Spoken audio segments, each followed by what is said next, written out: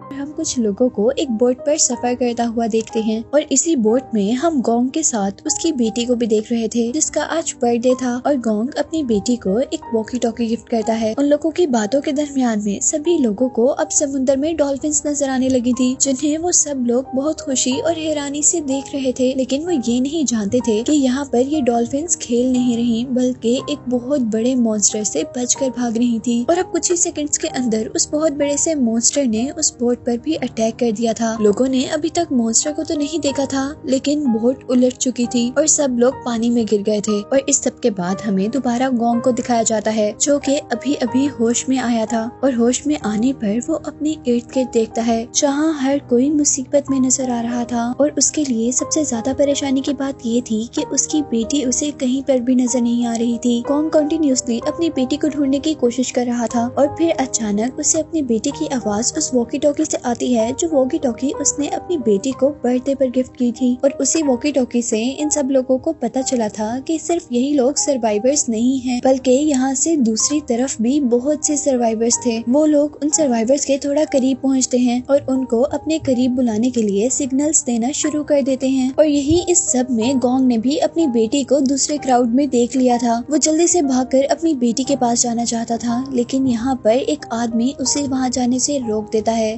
क्योंकि उस आदमी को जो वहाँ पर नजर आ रहा था वो बहुत ही भयानक था। असल में वहाँ पर एक बहुत बड़ी सी चीज मूव कर रही थी और कुछ ही देर में उन लोगों पर रिवील होता है कि ये चीज जो उनके पीछे चल रही थी ये एक बहुत बड़ा स्नेक था। अब लोग उन बड़े से मॉन्स्टर्स को देखकर यहाँ से दूसरे सर्वाइवर्स की तरफ भागने की कोशिश कर रहे थे लेकिन ये मॉन्स्टर उनको यहाँ से भागने तक का टाइम नहीं देता क्योंकि वो सब लोगों को एक ही बाइट में निगल रहा था और साथ ही साथ अपने टेल के अटैक से वो लोगों को ऊपर हवा में भी उड़ा रहा था। यहाँ गैंग किसी न किसी तरह उस मॉन्स्टर से सिर्फ अपनी बेटी को बचाना चाहता था, इसीलिए वो बगैर उस मॉन्स्टर से डरे अपनी बेटी को बचाने के लिए आगे बढ़ता है। लेकिन यहाँ पर एक और आदमी उसे पकड़ लेता है क्योंकि वो दूसरा आदमी गैंग की जान बचाना चाहता था। गैंग की बेटी उसे देख रही थी और इसी दौरान उस मॉन्स्टर ने गैंग की बेटी को भी निगल लिया था। बहुत सारे लोगों को खाने के बाद वो स्नेक तो यहाँ से जंगल के अंदर चला गया था लेकिन यहाँ सभी लोग बहुत ज्यादा डर चुके थे। उन लोगों ने अपने बहुत से प्यारों को खो दिया था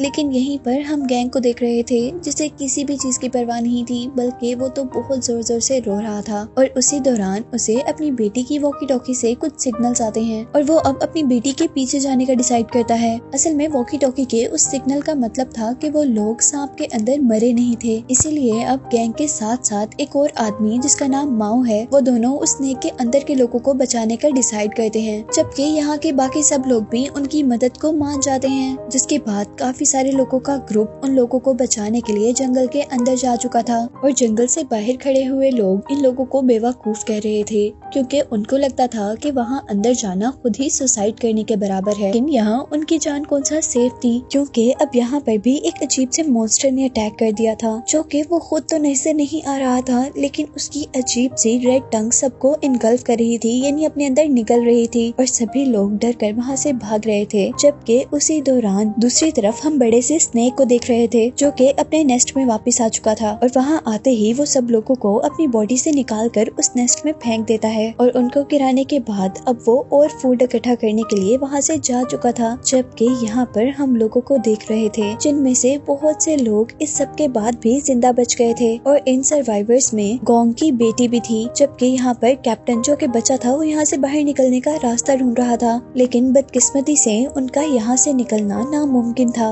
और इसी सब के साथ और बुरा ये था कि यहाँ पर स्नेक के बहुत बड़े बड़े एग्स भी थे।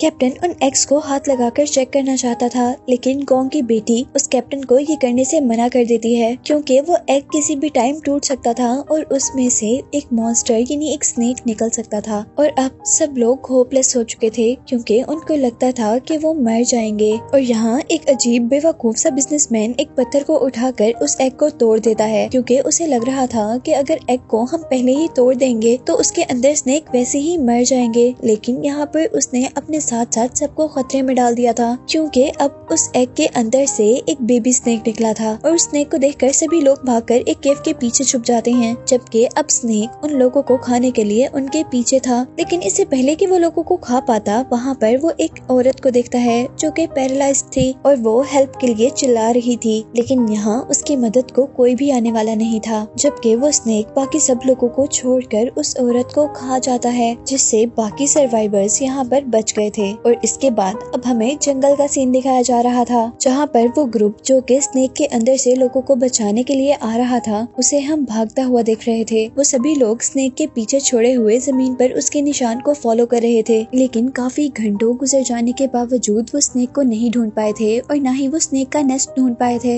इसीलिए वो जंगल में कुछ देर रुक कर रेस्ट करने का डिसाइड करते हैं और गोंग का फ्रेंड माऊ वहाँ पर एक ट्री को काटता है और उस ट्री को काटते ही उसमें से एक ब्लैक कलर का लिक्विड निकलना शुरू हो गया था, जिसके बाद हम यहाँ पर एक ओल्ड मैन को सिगरेट जलाते हुए देखते हैं, लेकिन गलती से उसके हाथ से मैच स्टिक उस ब्लैक लिक्विड में गिर जाती है जो कि दरख्त से निकला था, जिसके उस लिक्विड में गिरते ही वहाँ पर आग भड़क चुकी थी और सभी लोगों को रियलाइज हो गया था कि ये लिक्विड बहुत ज्यादा फ्लेमेबल है। और यहीं पर अब गोंग को भी कुछ अजीब होना शुरू हो गया था। उसे बहुत ज्यादा सर दर्द हो रहा था, चक्कर आ रहे थे और उसको ऐसा लग रहा था कि उसके सारे साथी उसके ऊपर हंस रहे हैं। उसके पीछे एक बहुत बड़ा स्नेक है, जबकि यहाँ पर उसे उसकी बेटी की आवाज आती है जो कि उसे ये कह रही थी कि डैडी आप मुझे बचा नहीं पाए। और अब अचानक वो बड़ा सा स्नेक उसके करीब आकर उसको अपने जाल में फंसा लेता है, जबकि यहाँ पर गोंग उससे बचने की कोशिश कर रहा था और अचानक उसके मुंह पर कोई पानी गिराता है। यहाँ हमें मालूम हुआ था कि गोंग के साथ असल में ये सब कुछ नहीं हो रहा था, बल्कि ये सब कुछ उस स्मेल का असर थी जो कि उस ब्लैक लिक्विड के जलने पर आ रही थी। और उसके उठते साथ ही गोंग नोटिस करता है कि ट्री के टेंटिकल्स लोगों को अपनी तरफ खींच रहे हैं और लोगों को मारने की कोशिश कर रहे हैं, जिसका मतलब था कि वो एक आम ट्री नहीं था, बल्कि वो एक बहुत खतरनाक ट्री था। वो लोग यहाँ पर अपनी कोशिशों से सबको बचा लेते हैं सिवाय एक आदमी के, जिसके अंदर ट्री अपने टेंटिकल स्टैब कर चुका था, जिसकी वजह से वो मर चुका था। और लोग अब ये देखकर शॉक हो चुके थे कि वो ट्री अब अपने टेंटिकल्स उन लोगों की तरफ बढ़ा रहा था, उन लोगों को मारने के लिए। और वो लोग अब उस ट्री से बचकर वहाँ से भाग जाते हैं। जबकि दूसरी तरफ अब हमें स्नेक के नेस्ट का सीन दिखाया जा रहा था, जहाँ पर उस बिजनेसमैन ने बेबी स्नेक को मार दिया था। और उस स्नेक को मारने के बाद अब वो बिजनेसमैन जिस तरह पागल हो चुका था, वो सबसे लड़ रहा था और सबको ब्लेम कर रहा था कि यहाँ पे जो सब कुछ हो रहा है वो उन सब की वजह से हो रहा है। लेकिन फिर यहाँ पर एक लड़की जिसका नाम सुशी है, वो उसको काम डाउन करती है और बताती है कि हम यहाँ पर अब बहुत मुश्किल में हैं और अगर हम यहाँ से निकलना चाहते हैं तो हमें टीम वर्क करना होगा। इस तरह लड़ने से तो कुछ भी नहीं हो पाएगा। यहाँ पर उनको बचाने वाले यानी गोंग और उनके साथी अभी भी उन लोगों को तलाश कर रहे थे, जबकि माऊ ने गोंग के लिए बहुत से वेपन्स बनाए थे जो कि उन्हें मॉन्स्टर स्नेक से लड़ने में हेल्प आउट करता। और यहीं अब हम गोंग को एक और साथी को देख रहे थे जो कि एक रिवर की तरफ बढ़ा था पानी पीने और कलेक्ट करने के लिए। और अचानक एक उड़ती हुई क्रिएचर उस पर अटैक कर देती है और असल में ये एक मॉन्स्टर फिश थी जिसके बहुत बड़े बड़े टीथ्स थे और ये फिशेस पानी के बाहर भी फ्लाई कर सकती थी, इसीलिए इन्हें फ्लाई फिशेस कहा जाता है। वो फिश दोबारा उस पर अटैक करती है, लेकिन वो बहुत मुश्किल से उससे बचते हुए उसे अपने हाथ में कैच कर लेता है और उसे दोबारा वो रिवर में फेंक कर वहाँ से भाग जाता है।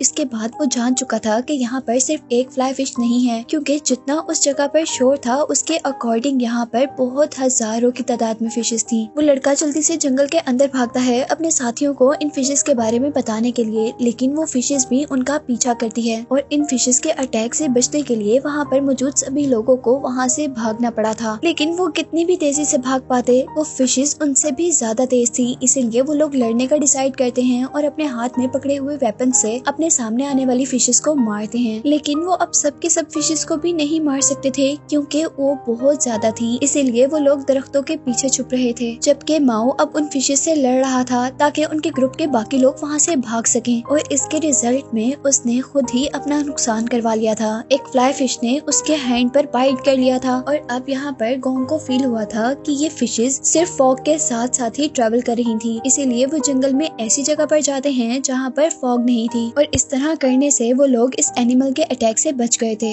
लेकिन खतरा अभी भी नहीं टला था, क्योंकि माओ को यहाँ पर बहुत बड़े एनिमल का फुटप्रिंट यानी पाँव का निशान नजर आया था। वो लोग ऊपर दरख्त की तरफ देखते हैं जहाँ अजीब सा मॉन्स्टर था। उनमें से एक आदमी उस मॉन्स्टर को एक पत्थर से मारने ही वाला था कि तभी दूसरा आदमी उन्हें रोकता, लेकिन उसी दौरान उस क्रिएचर को एक अजीब सा टेंटिकल आकर खा लेता है। ये रेड कलर का टेंटिकल हम पहले भी मूवी में देख चुके थे। और फिर एक बहुत बड़ी सी क्रिएचर जंप करती हुई आसमान से उनके पास गिरती है और यहाँ पर हमें रिवील होता है कि ये एक मॉन्स्टर फ्रॉग था, जिसने पहले भी अपनी टंग की हेल्प से लोगों को खाया था। सब लोग उस क्रिएचर को देखकर बहुत ज्यादा डर चुके थे, इसीलिए वो वहाँ से भाग जाते हैं। लेकिन वो मॉन्स्टर भी अब उनके पीछे पीछे था और वो अपनी बहुत बड़ी सी टंग निकाल कर अब एक ओल्ड मैन को पकड़ लेता है। पर उस ओल्ड मैन ने उस बड़े से मॉन्स्टर के आगे हार नहीं मानी थी। उसने अपने आप को बचाने के लिए एक ट्री को पकड़ लिया था और अब बाकी लोग भी उसे बचाने के लिए आ गए थे। सब लोग मिलकर उसे अपनी तरफ खींच रहे थे, लेकिन ये सब काफी नहीं था, क्योंकि वो मॉन्स्टर बहुत ज्यादा पावरफुल था। इसीलिए अब वहाँ पर एक आदमी उस मॉन्स्टर की टंग को काटने का सोचता है और जैसे ही वो अपनी नाइफ उसकी टंग पर लगाता है तो उसकी टंग को तो कुछ नहीं होता, बल्कि उसकी टंग में से एक ऐसा लिक्विड निकला था जिससे उस दूसरे आदमी का फेस पूरा का पूरा जल चुका था। और अब यहाँ पर माओ, जो कि काफी आगे चला गया था, वो अपना बनाया हुआ वेपन लेकर वापस मुड़ता है और उस वेपन से उस मॉन्स्टर फ्रॉग की आई पर अटैक कर देता है, जिससे अब उसे बहुत ज्यादा पेन हो रहा था। और इसी पेन की वजह से वो ओल्ड मैन को भी छोड़ चुका था। इसी वजह से सब लोगों को वहाँ से भागने का भी मौका मिल जाता है और सब लोग वहाँ से भाग रहे होते हैं। लेकिन मॉन्स्टर फ्रॉग भी अब गुस्से में आ चुका था, इसलिए वो उनका पीछा नहीं छोड़ता और वो जंप करता है। और उसकी एक छोटी सी जंप ने इतना फासला तय कर लिया था जितना इन लोगों ने काफी देर भाग कर किया था। और इससे पहले कि अब वो लोगों को खा जाता, यहाँ पर बहुत बड़ा स्नेक उसे हवा में ही खा लेता है। यहाँ सब लोग ये नजारा गौर से और डरते हुए देख रहे थे, जहाँ एक बहुत बड़े से फ्रॉग मॉन्स्टर को एक स्नेक मॉन्स्टर ने खा लिया था। को देखते ही देखते अब स्नेक का उस फ्रॉग को खाने के बाद ध्यान इन आदमियों की तरफ गया था। जैसे जैसे वो लोग आगे भाग रहे थे, स्नेक भी बहुत तेजी से उनके पीछे पीछे आ रहा था। और इस दौरान ओल्ड मैन और वो बॉय जिस पर फ्रॉग का लिक्विड गिरा था, वो लोग आहिस्ता भाग रहे थे, इसीलिए स्नेक उन्हें खाने वाला था। लेकिन लकीली वो फॉरेस्ट में ऐसी जगह पर चले जाते हैं जहाँ पे ट्रीज बहुत करीब थे और उनके अंदर मुंह करने से स्नेक का मुंह उन ट्रीज के दरमियान में फंस जाता है और उन लोगों को बचने का चांस मिल जाता है। और अब यहाँ पर एक आदमी उन दोनों को बचाने के लिए स्नेक का ध्यान डाइवर्ट करता है उस पर एक कोकोनट गिराकर, लेकिन ये करने से उसने अपने आप को ही खतरे में डाल दिया था। और जैसे ही स्नेक अब उसे खाने वाला था, वो बहुत तेजी से जंगल के अंदर भागता है और खुद को छोटे छोटे पौधों के अंदर छुपा लेता है, जिससे स्नेक उसे देख नहीं पाया था और इस तरह फिलहाल के लिए वो भी बच गया था।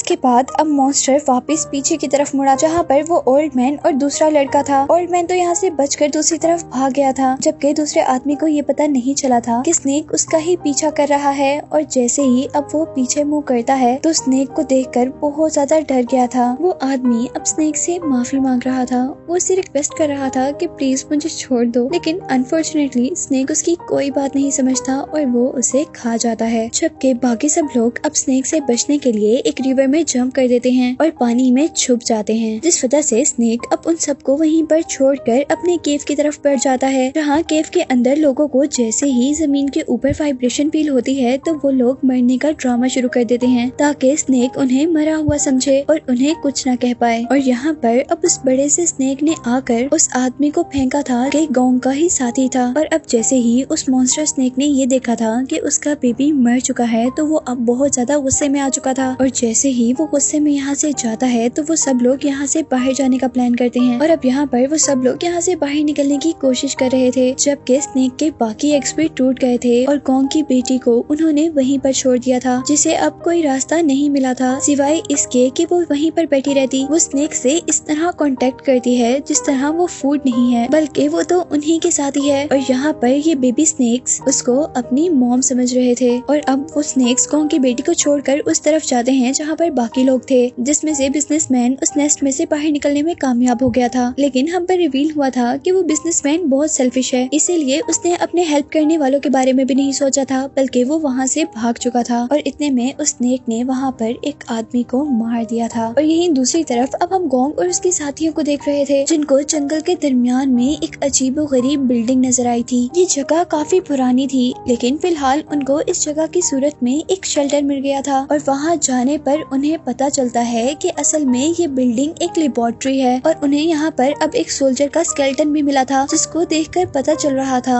कि वो बहुत अरसा पहले मर चुका था। और अब यहाँ पर बुक्स वगैरह पढ़ने के बाद उन्हें रियलाइज हुआ था कि यहाँ पर लोग इस जगह की क्रिएचर्स के ऊपर रिसर्च करने के लिए आए थे और असल में उनके एक्सपेरिमेंट की वजह से ही ये क्रिएचर्स इतने बड़े बड़े मॉन्स्टर्स में चेंज हुई थी। वो लोग यहाँ पर पड़ी हुई मशीन्स के जरिए रेस्क्यू टीम से कांटेक्ट करने की कोशिश करते हैं कि तभी उनकी बिल्डिंग में एक और आदमी आता है और असल में ये वही बिजनेसमैन था जो स्नेक के नेस्ट से बचकर आया था। सभी लोग उससे बाकी सर्वाइवर्स के बारे में पूछ रहे थे, लेकिन यहाँ वो सबके सामने साफ झूठ बोल देता है कि वहाँ पर मेरे अलावा सब लोग मर चुके हैं। और उसकी ये बात सुनकर गोंग अब अपने हवास खो चुका था, क्योंकि उसकी बेटी ही तो उसकी लास्ट होप थी। जिसके बाद हम देखते हैं कि वो लोग यहीं पर सो जाते हैं और नेक्स्ट मॉर्निंग उनकी आंख हेलीकॉप्टर की आवाज से खुलती है। वो लोग जल्दी से बाहर जाते हैं। गोंग भी उस हेलीकॉप्टर की तरफ जाने वाला था तो उसे उस वॉकी टॉकी से कुछ सिग्नल रिसीव होते हैं, जो वॉकी टॉकी उसकी डॉटर के पास थी। यहीं दूसरी तरफ वो हेलीकॉप्टर्स उन सर्वाइवर्स को भी नहीं देख पाया था, बल्कि आगे बढ़ गया था। गोंग जल्दी से अपने ग्रुप के पास जाकर बताता है कि उसकी बेटी अभी भी जिंदा है और उसके पास और भी बहुत से लोग जिंदा हैं और हमें उनको बचाना चाहिए। जबकि यहाँ बिजनेसमैन सबको कह रहा था कि तुम लोग पागल हो चुके हो, वहाँ पर कोई भी जिंदा नहीं है। और बिजनेसमैन की ये बात सब लोग मान जाते हैं, ये सोचकर कि गोंग शायद शॉक में है, इसलिए ये सब कुछ कह रहा है। लेकिन जैसे ही वो वॉकी टॉकी से सच में लड़की की आवाज सुनते हैं तो उनको यकीन हो जाता है कि वहाँ पर बहुत से लोग जिंदा हैं। और उनकी आवाज सुनते ही वो बिजनेसमैन तो वहाँ से भाग चुका था और अब उसे पकड़ने के लिए ओल्ड मैन भी उसके पीछे भागा था, जबकि बाकी लोग स्नेक के नेस्ट को ढूंढ रहे थे, जिसके अंदर गोंग की बेटी के साथ साथ एक और लड़की भी थी, जिसका नाम सुशी था। और वहीं पर बहुत से और बेबी स्नेक्स भी एग तोड़कर बाहर निकल चुके थे।